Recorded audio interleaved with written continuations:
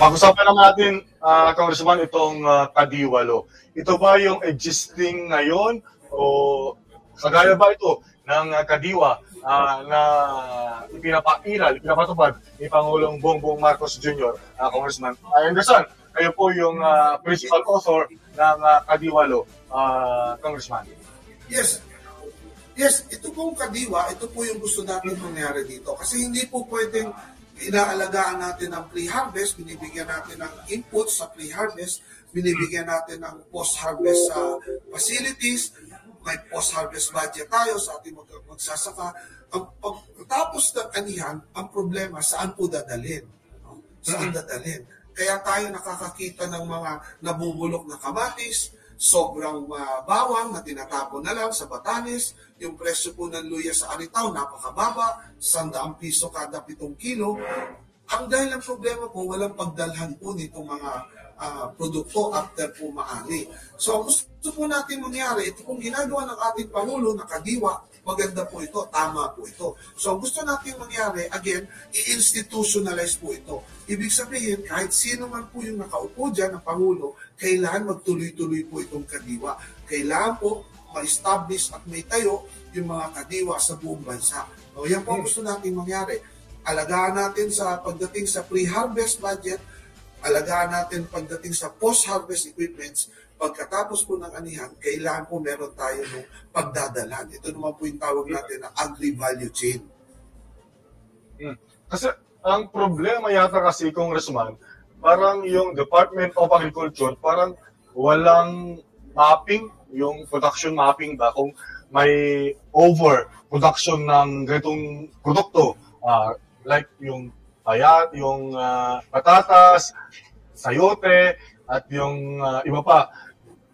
Tapos compared doon sa kabilang lalawigan, ay kulang na kulang. So parang yun na talaga ng problema, Congressman, yung parang hindi siya napoproject kung saan yung overproduction ng itong produkto at yung distribution, yung market ng mga ganong agri-products, Congressman. Tama kayo, Raymond. Actually, ito po ay ating pong tinuligsa din, no? Dahil ang DA at iba't ibang ahensya ng ating pamahalaan, pag humingi tayo ng datos, iba-iba, no?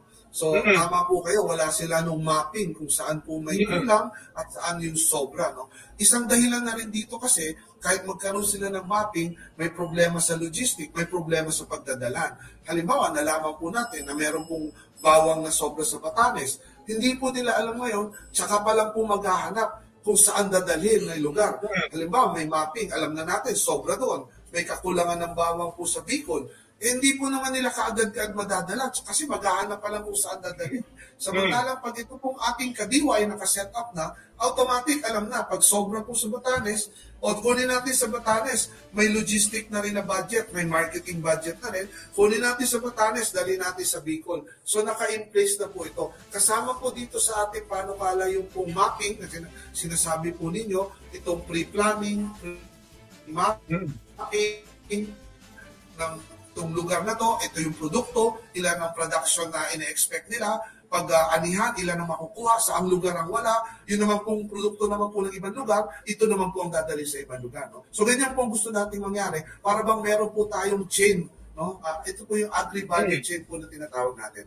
Yun nga, ang gusto po natin mangyari kasi, ma-institutionalize po ito. No? Magkaroon po ito ng allocated budget kada taon, nang sa gayon, kahit sino po ang nakaupo po sa pamahalaan, kahit anong administrasyon po, ito po ay tuloy-tuloy, no? Tuloy-tuloy na programa. Isang napakagandang programa po ito ng ating pamahalaan ngayon, buong-buo po natin itong sinusuportahan. Kaya ang gusto po natin mangyari, kung sino man yung susunod na administrasyon, kailangan po ituloy po niya ito. No? Hindi po pwede, alaman po natin ang nangyari dati, pagamat napakaganda po ng ating programang ito, pag yung ayaw po ng sumunod na administrasyon, tatanggalin, aalisin. So, gusto po natin mangyari, ma-institutionalize po ito. No? Kagaya rin po ng Cheaper Rice Act na gusto natin isulong, yung sinusulong natin na price subsidy law, ang ating Pangulo, ginawa po ito ngayon. Nilagyan po niya ng patong na 5 piso yung pagbili ng palay sa ating, ng NFA sa ating mga magsasaka. So hindi po na yun nakakasiguro na pagkatapos po ng administrasyon ng ating Pangulo, baka yung susunod po na Pangulo, tanggalin po ito. Kaya gusto rin po natin itong i-institutionalize. No? Sa gayon, dahil nasabi ko kanina, Raymond, pag ang pinag-uusapan ay food security, national security issue to. Hindi po ito dapat ipagpaliban, hindi po dapat ito i-delay. No? Para sa akin, Raymond, inuulit ko, ang pinaka-importanteng trabaho po ng pamahalaan, primary responsibility ng pamahalaan ng Pangulo ay yung pagkain po ng bawat isang mamamayang Pilipino. Kailangan po masiguro na bawat isang mamamayan meron pong makakain, hindi lang po masustansya, kailangan may makakain sila na mabibili sa abot kaya. Hindi po pwede, meron kang pagkain, sobrang taas naman po ng presyo.